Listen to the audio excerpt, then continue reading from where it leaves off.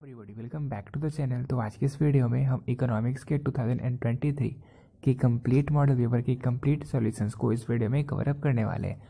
और इससे पहले हमने अकाउंटेंसी, बिजनेस स्टडी और एंटरप्रेन्योरशिप इन सभी सब्जेक्ट के ऑब्जेक्टिव सॉल्यूशंस को ऑलरेडी कवर कर लिया। अगर आपने नहीं देखा तो जाकर देख लेना, ठीक है। तो इस वीडियो में हम इकोनॉमिक्स के कंप्लीट सॉल्यूशंस को कवर करने वाले हैं। क्वेश्चन नंबर फर्स्ट है कंज्यूमर बिहेवियर रिलेटेड टू। तो कंज्यूमर बिहेवियर यूटिलिटी से संबंधित है, तो इसका आंसर ऑप्शन नंबर ए होगा। लेकिन option number B demand of commodity, ये भी थोड़ा रिलेवेंट है। और क्योंकि ऑप्शन नंबर डी में ए और बी दोनों दिया हुआ है, इसलिए मुझे थोड़ा डाउट लग रहा है क्वेश्चन नंबर 1 में। और ऐसा ही एक और क्वेश्चन है क्वेश्चन नंबर 37। इन दो क्वेश्चन में मुझे डाउट है, तो फिर मैं कंफर्मेशन के साथ आपको बता नहीं सकता। But most probably question number first का आंसर ऑप्शन नंबर ए होना चाहिए। तो क्वेश्चन नंबर 1 और क्वेश्चन नंबर 37 इन दोनों का आंसर आप खुद से कमेंट कर सकते हो, अगर आपको लग रहा है, अगर आप कंफर्म हो तो ठीक है। तो इसे अभी मैं होल्ड करता हूँ। फिर देखो सेकेंड नंबर क्वेश्चन है who propounded the cardinal concept of utility. देखो हमने ऑलरेडी पढ़ रखा यूटिलिटी क्या होता है। It is the want satisfying power of a commodity. और यूटिलिटी के दो अप्रोच थे, ठीक है। एक था कार्डिनल अप्रोच, एक था ऑर्डिनल अप्रोच। कार्डिनल अप्रोच को मार्शल ने दिया था, वही ऑर्डिनल अप्रोच को हिग्स एंड एलर ने दिया था। तो क्वेश्चन नंबर सेकंड का क्या आंसर हो जाएगा? इसका आंसर हो जाएगा cardinal concept of utility was propounded by Marshall, ठीक है। ऑप्शन नंबर ए करेक्ट होगा। फिर देखो अब क्वेश्चन नंबर थर्ड है mention the name of the curve which show economic problem. तो ये क्वेश्चन भी कई बार पीवाईक्यू में पूछा जा चुका है। हमने ऑलरेडी पढ़ रखा प्रोडक्शन पॉसिबिलिटी कर्व क्या होता है। प्रोडक्शन पॉसिबिलिटी कर्व भी इकोनॉमिक प्रॉब्लम को शो करता है, यानी कि थर्ड नंबर क्वेश्चन का आंसर हो जाएगा ऑप्शन नंबर बी। अब देखो क्वेश्चन नंबर 4 है which of the following is studied under micro economics. तो मैं आपको बोल रखा, आप बस वर्ड के अंदर इससे लैंग्वेज को समझना। माइक्रो में आई वर्ड पर जोड़ दिया गया, वही मैक्रो में ए पे दिया गया, ठीक है। तो अगर आप देखो माइक्रो है तो आप देखो कि वो आई है तो इंडिविजुअल यूनिट पर फोकस किया गया। और अगर मैक्रो है तो ए यानी कि एग्रीगेट लेवल पे चीज़ों को कवर किया गया है। क्योंकि यहाँ पे माइक्रो दिया हुआ है तो इसलिए हम इंडिविजुअल यूनिट को माइक्रो इकोनॉमिक्स के अंतर्गत पढ़ते हैं। तो 4 नंबर क्वेश्चन का आंसर हो जाएगा ऑप्शन नंबर ए। ये सारे जो क्वेश्चन आप देख रहे हो, मतलब मैंने तो ऑलरेडी करवा रखा है, आप प्रीवियस ईयर देखोगे तो सारे क्वेश्चन उधर से रिपीट हो रहे हैं। हाँ 8 से 10 क्वेश्चन ऐसे हैं जो नए टाइप के आए हुए हैं, तो फिर उन्हें सॉल्व करने के लिए आपको अपने कॉन्सेप्ट को क्लियर करना पड़ेगा। और थोड़ा बहुत मुझे भी डाउट हो रहा था, जैसे क्वेश्चन नंबर फर्स्ट पे और क्वेश्चन नंबर 37 है, उन दोनों पे, ठीक है। फिर देखो 5 नंबर क्वेश्चन है who has said economics is the science of wealth. तो ये भी ऑलरेडी पीवाईक्यू में पूछा जा चुका है। किसने कहा है कि economics is the science of wealth है? तो ये कहा है एडम स्मिथ ने, यानी कि 5 नंबर क्वेश्चन का आंसर हो जाएगा ऑप्शन नंबर सी। अब देखो 6 नंबर क्वेश्चन है goods which can alternatively be used are called. तो वैसे गुड्स जो एक दूसरे के बदले में प्रयोग किए जा सकते हैं उन्हें हम प्रतिस्थापन वस्तुएं कहते हैं, उन्हें हम सब्स्टिट्यूट गुड्स कहते हैं। यानी कि 6 नंबर क्वेश्चन का आंसर हो जाएगा ऑप्शन नंबर बी। अब कम्प्लीमेंट्री गुड्स कैसे गुड्स होते हैं? तो वैसे गुड्स जो एक दूसरे के साथ यूज होते हैं उन्हें हम कहते हैं कॉम्प्लीमेंट्री गुड्स, ठीक है। फिर देखो अब अगर हम बात करें सब्स्टिट्यूट गुड्स के एग्जांपल की, तो आप देख सकते हो टी और कॉफ़ी ये दोनों एक दूसरे के स्थान पर उपयोग किए जा सकते हैं, इसलिए ये दोनों सब्स्टिट्यूट गुड्स के एग्जांपल है। देखो 7 नंबर क्वेश्चन है if all the factor of production are increase by same proportion and as a result output increase by a greater proportion than it is called. तो अगर जितने भी फैक्टर ऑफ प्रोडक्शन है उन्हें same proportion में बढ़ाया जाता है, लेकिन इसके रिजल्ट के अकॉर्डिंग जो आउटपुट होता है वो और तेज़ी से बढ़ता है, मतलब ग्रेटर प्रोपोर्शन में बढ़ता है, तो वो क्या कहलाता है? वो कहलाता है इंक्रीजिंग रिटर्न टू स्केल। और ये सारे टॉपिक हमने क्लियर कर रखे हैं ऑलरेडी माइक्रो इकोनॉमिक्स में, ठीक है। तो 7 नंबर क्वेश्चन का आंसर क्या हो जाएगा? इसका आंसर हो जाएगा ऑप्शन नंबर सी। फिर देखो अब 8 नंबर क्वेश्चन है economic problem is basically related to which factor. तो economic problem is basically related to problem of choice, यानी कि 8 नंबर क्वेश्चन का आंसर हो जाएगा ऑप्शन नंबर बी। फिर देखो अब 9 नंबर क्वेश्चन है which of the following is a production function. तो production function is a factor of production, यानी कि 9 नंबर क्वेश्चन का आंसर हो जाएगा ऑप्शन नंबर सी। फिर देखो अब 10 नंबर क्वेश्चन है which of the following factor affect the elasticity of demand. तो आप देखो कि nature of goods, price level और इनकम लेवल, ये तीनों ऐसे फैक्टर है जो इलास्टिसिटी ऑफ डिमांड को अफेक्ट करते हैं, इसलिए इसका आंसर ऑप्शन नंबर डी में ऑल द एबव होना चाहिए। ये क्वेश्चन गलत दिया हुआ है, और ऐसा ही सेम क्वेश्चन, मतलब यही क्वेश्चन आपके प्रीवियस ईयर पेपर में ऑलरेडी पूछा जा चुका है, और वहाँ पे ऑप्शन नंबर डी में ऑल द एबव था। तो इसका आंसर होगा ऑप्शन नंबर डी, लेकिन ऑप्शन नंबर डी में ऑल द एबव होना चाहिए, ठीक है। फिर देखो अब क्वेश्चन नंबर 11 है which of the following is a reason for fall in demand. तो डिमांड की घटोतरी का कौन कौन सा रीजन हो सकता है?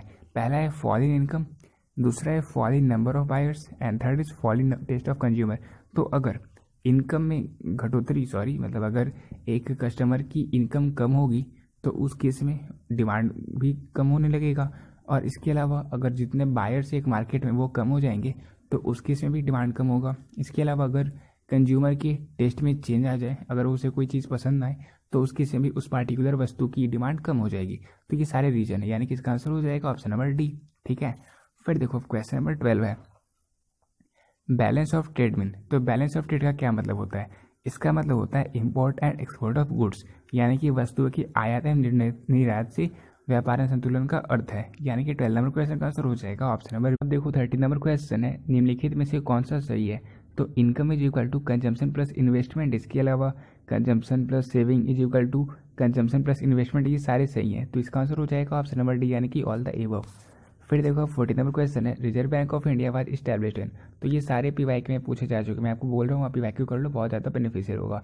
100 पूछे जा रहे हैं ऑब्जेक्टिव, आपको बस 50 सॉल्व करना है, आप इजीली सॉल्व कर दोगे। ठीक है, 14 नंबर क्वेश्चन का आंसर हो जाएगा रिजर्व बैंक ऑफ इंडिया को 1935 में इस्टेब्लिश किया गया था, यानी कि इसका आंसर हो जाएगा ऑप्शन नंबर बी। फिर अब 15 नंबर क्वेश्चन है प्राइमरी सेक्टर इंक्लूड्स। देखो यहाँ पे दो टाइप के क्वेश्चन पूछे जाते हैं। एक क्वेश्चन जो आपके पीवाईक्यू में पूछा गया था वो था priority sector include. Priority sector वैसे सेक्टर होते हैं जो गवर्नमेंट के द्वारा प्रायोरिटाइज किए जाते हैं, मतलब उन पर प्राथमिकता दी जाती है, जिससे उन्हें लगता है कि हमारा जो देश है वो और तेज़ी से विकास करेगा अगर हम उन सेक्टर पर जोड़ देंगे। तो जैसे एग्रीकल्चर, रिटेल ट्रेडिंग और स्मॉल इंडस्ट्री, ये तीनों प्रायोरिटी सेक्टर के एग्जाम्पल हैं। ठीक है, इसलिए अगर प्रायोरिटी सेक्टर रहता तो इसका आंसर ऑल ऑफ दिस हो जाता, लेकिन क्योंकि ये प्राइमरी सेक्टर है जो नेचुरल रिसोर्सेज के यूज से ही रिलेटेड है, इसलिए इसका आंसर हो जाएगा ऑप्शन नंबर ए, यानी कि कृषि। ठीक है, फिर देखो अब 16 नंबर क्वेश्चन है an active factor of production is. तो लेबर एक एक्टिव फैक्टर ऑफ प्रोडक्शन होता है, यानी कि 16 नंबर क्वेश्चन का आंसर हो जाएगा ऑप्शन नंबर बी, यानी कि श्रम। अब क्वेश्चन नंबर 17 है मैक्रो इकोनॉमिक स्टडीज। तो मैक्रो में कौन सा वर्ड आ रहा है? ए आ रहा है, ए यानी कि एग्रीगेट, इसलिए इसका आंसर हो जाएगा ऑप्शन नंबर ए, यानी कि macroeconomic studies employment opportunity in whole economy. ठीक है, फिर देखो अब 18 नंबर क्वेश्चन है with the increase in output the difference between total cost and total variable cost. तो आपको ये टर्म्स पता होने चाहिए, टोटल कॉस्ट क्या होता है, टोटल वेरिएबल कॉस्ट क्या होता है और टोटल फिक्स्ड कॉस्ट क्या होता है। नहीं पता, मैं आपको बता देता हूँ। Total fixed cost plus total variable cost को आप ऐड करते हो तो हमारा टोटल कॉस्ट निकल कर आता है। हमारा जो टोटल फिक्स्ड कॉस्ट होता है वो हमेशा फिक्स्ड रहता है। ठीक है, और जो टोटल वेरिएबल कॉस्ट होता है वो प्रोडक्शन के हर एक लेवल पे बढ़ता चला जाता है, और क्योंकि टोटल फिक्स्ड कॉस्ट हमेशा सेम रहता है इस रीजन से टोटल कॉस्ट और टोटल वेरिएबल कॉस्ट इन दोनों के बीच का डिफरेंस भी हमेशा सेम होता है, इसलिए 80 नंबर क्वेश्चन का आंसर हो जाएगा ऑप्शन नंबर सी, यानी कि रिमेन कांस्टेंट। अब देखो 90 नंबर क्वेश्चन है who is custodian of Indian banking system. तो इंडियन बैंकिंग सिस्टम के संरक्षक कौन है? तो वो है आरबीआई, यानी कि रिजर्व बैंक ऑफ इंडिया। तो 90 नंबर क्वेश्चन का आंसर हो जाएगा ऑप्शन नंबर ए। अब देखो 20 नंबर क्वेश्चन है कंजम्पशन इज। तो consumption is destruction of utility. अब मानकर चलो एक एप्पल है, ठीक है, एक क्या है, एक है एप्पल, आप उसे ईट करते हो, आप उसे खाते हो, तो खाने के बाद वो जो एप्पल था उसकी जो यूटिलिटी थी वो तो समाप्त हो गई, इसलिए कंजम्पशन जो होता है वो डिस्ट्रक्शन ऑफ यूटिलिटी होता है। ठीक है, तो 20 नंबर क्वेश्चन का आंसर हो जाएगा ऑप्शन नंबर सी। अब 21 नंबर क्वेश्चन है what is Central Bank of India. देखो इस तरीके से दो क्वेश्चन पूछे जा सकते हैं। अगर क्वेश्चन ये रहता विच one is the central Bank of India, तो आप reserve bank of India answer कर सकते थे, जो कि ऑप्शन में दिया हुआ नहीं है। लेकिन यहाँ भी पूछा जा रहा है what is Central Bank of India. तो सेंट्रल बैंक ऑफ इंडिया एक मुंबई में बैंक भी है, ठीक है, और वो एक कॉमर्शियल बैंक है। तो 21 नंबर क्वेश्चन का आंसर होगा ऑप्शन नंबर ए। ठीक है, वैसे अगर सेंट्रल बैंक ऑफ इंडिया कौन सा है तो वो है रिजर्व बैंक ऑफ इंडिया, लेकिन क्वेश्चन है what is Central Bank of India, यानी कि सेंट्रल बैंक ऑफ इंडिया क्या है। तो मुंबई में ये सिचुएटेड है और ये कॉमर्शियल बैंक है। अब देखो 22 नंबर क्वेश्चन है किसी विधि से हम बैंक से नकद निकाल सकते हैं।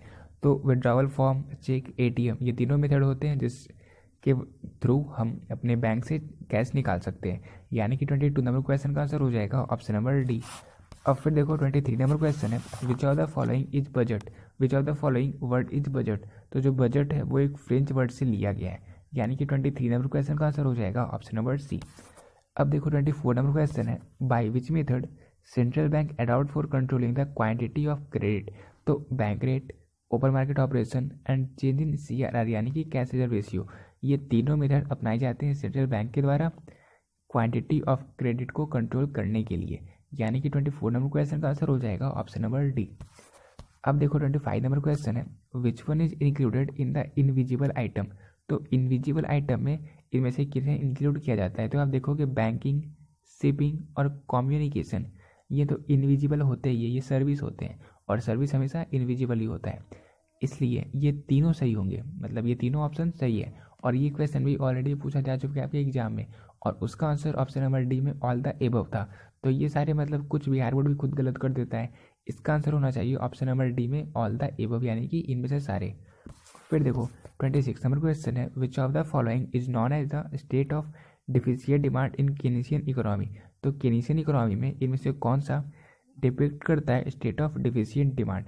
तो आप देखोगे ऑप्शन नंबर बी, यानी कि इनकम्प्लीट एम्प्लॉयमेंट इक्विलिब्रियम, इसका करेक्ट आंसर हो जाएगा ऑप्शन नंबर बी, अपूर्ण रोजगार संतुलन। इसका एक और नाम आप ये भी जान सकते हो, जैसे आप कह सकते हो कि अंडर फुल एम्प्लॉयमेंट इक्विलिब्रियम या इनकम्प्लीट एम्प्लॉयमेंट इक्विलिब्रियम, दोनों सेम ही है, ठीक है। तो फिर कई बच्चे ये भी कमेंट करने वाले थे कि भैया इसका आंसर क्या होगा, अंडर फुल होगा या फिर इनकम्प्लीट होगा, तो दोनों सेम ही होता है, तो इसका आंसर हो जाएगा ऑप्शन नंबर बी।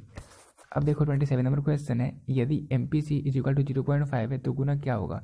तो आप फॉर्मूले से सीधे आंसर कर सकते हो, इसका आंसर हो जाएगा ऑप्शन नंबर डी, यानी कि 2 होगा इसका वैल्यू। फिर देखो 28 नंबर क्वेश्चन है, GNP अवस्फीतक क्या है, यानी कि व्हाट इज GNP डिफ्लेटर। तो GNP डिफ्लेटर का जो फॉर्मूला होता है वो क्या होता है, इसका फॉर्मूला होता है nominal GNP divided by real GNP into 100, यानी कि इसका आंसर हो जाएगा ऑप्शन नंबर ए। अब देखो 29 नंबर क्वेश्चन है, व्हाट इज अपॉर्चुनिटी कॉस्ट। तो हमने बड़े अच्छे से पढ़ रखा और मैंने आपको बताया भी था, आप शॉर्ट में आंसर कर सकते हो। व्हाट इज अपॉर्चुनिटी कॉस्ट, तो it is the next best alternative foregone is known as opportunity cost. इसके अलावा ट्रांसफर अर्निंग को ही अपॉर्चुनिटी कॉस्ट भी कहते हैं। 29 नंबर क्वेश्चन का आंसर हो जाएगा ऑप्शन नंबर डी, ठीक है। फिर देखो अब 30 नंबर क्वेश्चन है, what are the necessary condition of barter system. तो बार्टर सिस्टम ऐसा कंडीशन होता है जहाँ पे गुड्स के बदले में गुड्स को ही एक्सचेंज किया जाता है। तो उसके कई सारे नेसेसरी कंडीशन होते हैं जिन्हें आप लिमिटेशन भी कह सकते हो, जैसे लिमिटेड नीड होनी चाहिए, इसके अलावा लिमिटेड एक्सचेंज एरिया में ही आप बार्टर सिस्टम को फॉलो कर सकते हो। इसके अलावा इकोनॉमिकली बैकवर्ड सोसाइटी में ही बार्टर सिस्टम को यूज किया जाता है। तो ये सारे कंडीशन है बार्टर सिस्टम के लिए, यानी कि इसका आंसर हो जाएगा ऑप्शन नंबर डी। अब देखो 31 नंबर क्वेश्चन है, relative elasticity of demand is shown by. तो रिलेटिव इलास्टिसिटी ऑफ डिमांड को किसके द्वारा शो किया जाता है। आप देखोगे ऑप्शन नंबर ए, यानी कि change in quantity divided by quantity is greater than change in prices divided by price. इसका ये करेक्ट आंसर होगा, यानी कि 31 नंबर क्वेश्चन का आंसर हो जाएगा ऑप्शन नंबर ए। अब देखो 32 नंबर क्वेश्चन है, for a change in which of the following there is no change in demand. तो इनमें से किसके चेंज से डिमांड में कोई फर्क नहीं पड़ता। तो आप देखोगे change in price, change in income और change in taste and fashion, इन तीनों के चेंज होने से डिमांड पे भी असर पड़ता है, यानी कि इसका आंसर हो जाएगा option number D, that is none of this, ठीक है। फिर देखो 33 नंबर क्वेश्चन है, what is consumption of fixed capital called. तो ये भी बड़ा इजी क्वेश्चन है, consumption of fixed capital is known as depreciation, यानी कि 33 नंबर क्वेश्चन का आंसर हो जाएगा option number B, that is मूल्यह्रास। अब 34 नंबर क्वेश्चन है, which one is of the following is included in circular flow. तो रियल फ्लो और मॉनेटरी फ्लो, इन दोनों को सर्कुलर फ्लो में शामिल किया जाता है। इसका आंसर हो जाएगा option number C, that is A और बी दोनों। अब 35 नंबर क्वेश्चन है, the famous book the general theory of J.M. Keynes was published in which year. तो इसे 1936 में पब्लिश किया गया था। इसका आंसर हो जाएगा option number B. 36 number question है, which of the following is characteristic of utility. तो ये भी कई बार ऑलरेडी पूछा जा चुका है, प्रीवियस ईयर में मैंने आपको ऑलरेडी बोल रखा, मैंने माइक्रो इकोनॉमिक्स के कंप्लीट ऑब्जेक्टिव को चैप्टर वाइज कवर कर रखा है, आप जाकर उस वीडियो को देख लेना। इसका आंसर ऑप्शन नंबर डी होगा, ऑल द एबव, यानी कि utility is a psychological phenomenon, it is subjective and also relative concept, ठीक है। इसका आंसर हो जाएगा ऑप्शन नंबर डी। अब देखो 37 नंबर क्वेश्चन है, और इस क्वेश्चन में मुझे डाउट था तो इसलिए इसका आंसर मैं आपको नहीं बता सकता। अगर आपको क्वेश्चन नंबर 1 और क्वेश्चन नंबर 37 इन दोनों का आंसर पता है, आप नीचे कमेंट सेक्शन में कमेंट कर सकते हो, मैं आपके मैसेज को पिन कर दूंगा, ठीक है। फिर देखो 38 नंबर क्वेश्चन है, when total utility become maximum marginal utility. तो आप जब देखोगे यूटिलिटी के ग्राफ को, टोटल यूटिलिटी मैक्सिमम में जब होता है तो जो हमारा मार्जिनल यूटिलिटी होता है वो 0 होता है, और उसके बाद हमारा जो मार्जिनल यूटिलिटी होता है वो नेगेटिव हो जाता है और टोटल यूटिलिटी भी घटता चला जाता है। ठीक है, तो 38 नंबर क्वेश्चन का क्या आंसर हो जाएगा? इसका आंसर हो जाएगा ऑप्शन नंबर सी, यानी कि मार्जिनल यूटिलिटी 0 होता है। अब देखो 39 नंबर क्वेश्चन है, the main objective of socialist economies. तो जो समाजवादी अर्थव्यवस्था होता है उसका जो मेन ऑब्जेक्टिव होता है वो पब्लिक वेलफेयर करना होता है, वो मैक्सिमम पब्लिक वेलफेयर करना होता है, यानी कि अधिकतम लोक कल्याण करना होता है जितने भी समाजवादी अर्थव्यवस्था होते हैं उनकी। तो 39 नंबर क्वेश्चन का आंसर हो जाएगा ऑप्शन नंबर डी। अब देखो क्वेश्चन नंबर 40 है, which of the following budget is suitable for developing economy. तो ये तो मैंने लगभग 2021 के पेपर में या 20 के पेपर में करवाया था, ये क्वेश्चन वहाँ भी रिपीट हुआ था। इसका आंसर हो जाएगा डिफिशिएट बजट। ठीक है, 40 नंबर क्वेश्चन का आंसर हो जाएगा ऑप्शन नंबर ए। अब देखो 41 नंबर क्वेश्चन है, who set price is determined by both demand and supply forces. तो ये मार्शल के द्वारा कहा गया था, ये सारी पीवाई की हुई है। इसका आंसर हो जाएगा ऑप्शन नंबर सी। अब 42 नंबर क्वेश्चन है, market situation where there is only one buyer is. तो वैसा सिचुएशन जहाँ पे सिर्फ एक ही बायर होता है उसे मोनोपोली कहते हैं। ये सारे पीवाई के में पूछे जा चुके हैं, मैंने मतलब मुझे अच्छे से याद है, मैंने सारे करवा रखे हैं। इसका आंसर क्या होगा? इसका आंसर भी हो जाएगा ऑप्शन नंबर बी। ठीक है, फिर देखो 43 नंबर क्वेश्चन है, the subject of the study of macro economics is. तो इनमें से किन्हें हम मैक्रो इकोनॉमिक्स के अंतर्गत पढ़ते हैं? तो आप देखोगे ऑप्शन नंबर ए, यानी कि the principle of national income. ये क्योंकि एग्रीगेट लेवल की चीज़ें हैं, नेशनल इनकम में कंप्लीट इकोनॉमी की बात की जाती है, इसलिए इसका आंसर हो जाएगा ऑप्शन नंबर ए। अब 44 नंबर क्वेश्चन है, in an open economy which are the component of aggregate demand. तो ओपन इकोनॉमी में इनमें से कौन सा कॉम्पोनेंट होता है एग्रीगेट डिमांड का?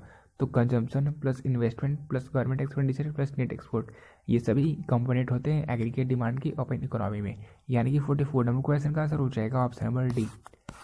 अब देखो 45 नंबर क्वेश्चन है, in production function production is a function of. तो मैंने आपको ऑलरेडी बता दिया, सेम यही क्वेश्चन एक बार पहले ही पूछा गया था। In production function production is a function of factor of production. इसका आंसर हो जाएगा ऑप्शन नंबर बी। ठीक है, कोई डाउट नहीं। 6 नंबर क्वेश्चन है, general price level is studied in. तो जनरल प्राइस लेवल हम मैक्रो इकोनॉमिक्स में पढ़ते हैं, तो इसका आंसर क्या हो जाएगा? इसका आंसर हो जाएगा ऑप्शन नंबर बी। अब 47 नंबर क्वेश्चन है, इंडिफरेंस कर्विज। जो हमारा इंडिफरेंस कर्व होता है, जो हमारा उदासीनता वक्र होता है, जिन्हें हमें माइक्रो इकोनॉमिक्स में ऑलरेडी पढ़ रखा, वो कॉन्वेक्स टू द ऑरिजिन होता है, यानी कि मूल बिंदु की ओर उन्नतोदर होता है। तो 47 नंबर क्वेश्चन का आंसर हो जाएगा ऑप्शन नंबर ए। और ये सारे PYQ में पूछे जा चुके हैं, मैं आपको बोल रहा हूँ आप लास्ट के प्रीवियस ईयर क्वेश्चन को कर लो, और मैंने चैप्टर वाइज प्रोवाइड कर दिया। और अब तक 2022, 2021 और 2020 इन सभी के PYQ को सॉल्व कर लिया, अपलोड कर दिया, और इसके अलावा और कई सारे PYQ को अपलोड करने वाला हूँ। एटलीस्ट 2015 तक की PYQ को मैं कवर कर दूंगा, तो उन्हें आप जरूर से जरूर देख लेना। ठीक है, फिर देखो 48 नंबर क्वेश्चन है, in perfect competition of firm. तो एक परफेक्ट कॉम्पिटिशन में जो फर्म होता है वो प्राइस को ऑब्टेन करता है, यानी कि 48 नंबर क्वेश्चन का आंसर हो जाएगा ऑप्शन नंबर बी। अब 49 नंबर क्वेश्चन है, भारत में संसद बजट को सामान्यतः स्वीकृति देती है। तो जो फाइनेंशियल ईयर वो स्टार्ट होता है 1 अप्रैल से, इसलिए 31 मार्च तक जो इंडियन पार्लियामेंट होता है वो बजट को अप्रूव कर देता है, और फिर जो हमारा बजट है वो 1 फरवरी को जारी किया जाता है। ठीक है, इसके अलावा देखो क्वेश्चन नंबर 50 है, market price is defined at. तो ये क्वेश्चन भी एग्जाम में कई बार पूछा जा चुका है, ये सारे PYQ हुई है। इसका आंसर क्या हो जाएगा? इसका आंसर हो जाएगा market price is defined as short run market. तो क्वेश्चन नंबर 50 का आंसर हो जाएगा ऑप्शन नंबर ए, यानी कि अल्पकालीन बाजार। देखो यहाँ हमने कंप्लीट 50 को कवर किया, और ये सारे क्वेश्चंस बहुत ही मतलब PYQ से ही पूछे जा रहे हैं, तो आप उन्हें इजीली सॉल्व कर सकते हो। इसके अलावा 4 से 5 चैलेंजिंग क्वेश्चंस हैं जो आपके कॉन्सेप्ट क्लियर रहेंगे तो आप सॉल्व कर सकते हो, मतलब वो PYQ से पूछे नहीं गए थे। लेकिन मैं सबको बोल रहा हूँ, हर एक को बोल रहा हूँ कि आप PYQ सॉल्व कर लो, आप इजीली आउट ऑफ 150 क्वेश्चन को सॉल्व कर ही दोगे। ठीक है, और इसके अलावा मैंने कई सारे कंटेंट प्रोवाइड कर रखा है, उन सारे को देख लेना, तो आपको ऑब्जेक्टिव में कोई प्रॉब्लम नहीं होने वाला है, इनफैक्ट सब्जेक्टिव में भी नहीं। ठीक है, तो मिलते हैं अपनी नेक्स्ट वीडियो में एक नए वीडियो के साथ, तब तक के लिए